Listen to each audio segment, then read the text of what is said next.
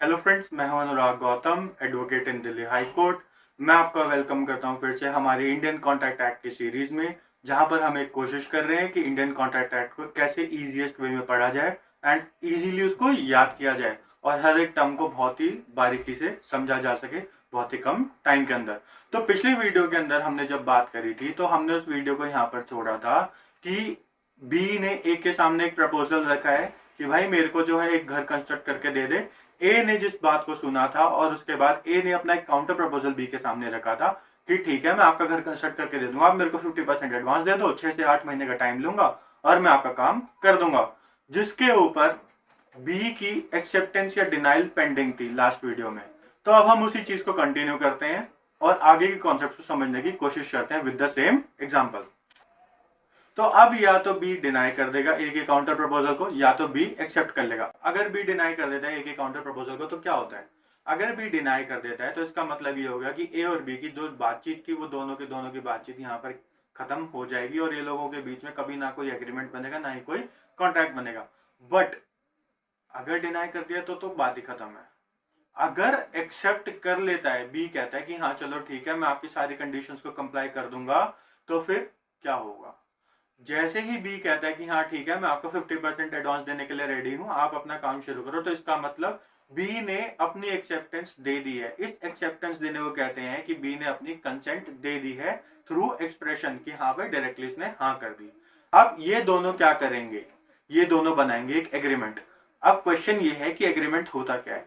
तो एग्रीमेंट होता है एक बंडल ऑफ प्रोमिसेस जिसके अंदर हर एक चीज को स्पेसिफाई किया जाता है कि क्या क्या प्रॉमिस किए जा रहे हैं और उसके साथ क्या क्या कंडीशंस लिवाइड है। तो हम अपने एग्जांपल के अंदर देखते हैं कि इसके अंदर कौन कौन से प्रोमिसेस हैं। तो यहाँ पर सबसे पहली बात है कि प्रोमिसेस को समझने के लिए आपको ये समझना पड़ेगा कि जो दो पार्टी प्रॉमिस के अंदर इन्वॉल्व हो रही हैं उनको क्या कहते हैं। तो प्रॉमिस करने वाला जो बंदा है, फॉर एग्जाम्पल हमारे केस के अंदर प्रॉमिस करने वाला जो पर्सन है वो है ए और जिसको प्रॉमिस किया जा रहा है वो है बी। तो प्रॉमिस करने वाले को कॉन्ट्रैक्ट एक्ट के अंदर कहते हैं प्रॉमिसर और जिसको प्रॉमिस किया जा रहा है यानी कि बी को, उसे हम कहेंगे प्रॉमिसी। तो हमारे एग्जाम्पल के अंदर प्रॉमिसर कौन है? हमारे एग्जाम्पल के अंदर प्रॉमिसर है ए और प्रॉमिसी है बी। तो अब यहां पर क्या हो रहा है, ए ने बी को प्रॉमिस करे हैं, 4 प्रोमिस करे हैं। 4 प्रॉमिस क्या करे हैं कि भाई पहला प्रॉमिस तो ये है कि जब आप मेरे को 50% एडवांस दे दोगे तो मैं आपका काम शुरू कर दूंगा। दूसरा प्रॉमिस ये है कि आपके काम को जो है मैं 6 से 8 महीने के अंदर अंदर खत्म कर दूंगा। थर्ड प्रॉमिस जो ए बी से कर रहा है वो ये है कि मैं आपके कंस्ट्रक्शन के अंदर 2 रूम्स बना कर दूंगा, एक बाथरूम बना कर दूंगा, एक टॉयलेट बना कर दूंगा, एक किचन बना कर दूंगा और एक ड्राइंग हॉल बना के दूंगा और ये जो कंस्ट्रक्शन है पूरी की पूरी सिर्फ ग्राउंड फ्लोर तक लिमिटेड रहेगी। चौथा प्रॉमिस जो कि ए बी को नहीं कह रहा है लेकिन फिर भी इंप्लाइड वे में कर रहा है, तो वो कौन सा प्रॉमिस है? ए ये कह रहा है कि जब आप मेरे को अपनी प्रॉपर्टी का पोजेशन दोगे कंस्ट्रक्शन के लिए तो मैं आपकी प्रॉपर्टी को कंस्ट्रक्शन के अलावा किसी भी दूसरे पर्पस के लिए यूज नहीं करूंगा।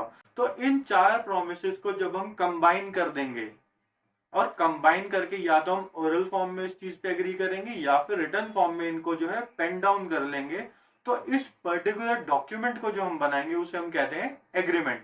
क्या कहते हैं हम? एग्रीमेंट। यानी कि जैसा कि अभी हमने डेफिनेशन में बोला था कि एग्रीमेंट होता है एक सेट ऑफ प्रोमिसेस, तो यहाँ पर हमारे 4 प्रोमिसेस का सेट है, 1 2 3 4 4 प्रोमिसेस जो कि ए ने बी से करे हैं। उन चारों प्रोमिसेस के सेट को हम क्या बोलेंगे? एग्रीमेंट बोलेंगे। हम इसको एग्रीमेंट क्यों बोलेंगे? एग्रीमेंट इसलिए बोलेंगे क्योंकि इस काम के लिए बी भी एग्री कर रहा है और ए भी एग्री कर रहा है। तो जब दोनों ही पार्टी एकदम रेडी हो जाती है, राजी हो जाती है, तो हम क्या कहते हैं? दोनों पार्टी अग्री हैं और इन्होंने क्या बना लिया? आपस में एग्रीमेंट बना लिया। तो फ्रेंड्स, इस वीडियो को हम यहीं पर एंड अप करेंगे क्योंकि हमें छोटे छोटे कॉन्सेप्ट्स के थ्रू इंडियन कॉन्ट्रैक्ट एक्ट को समझना है और इस तरीके से हम जो है बहुत ही कम टाइम के अंदर इंडियन कॉन्ट्रैक्ट एक्ट को बहुत इजीली समझ लेंगे और हमको बहुत ज्यादा लॉ की लैंग्वेज को समझने में मुश्किल नहीं होगी।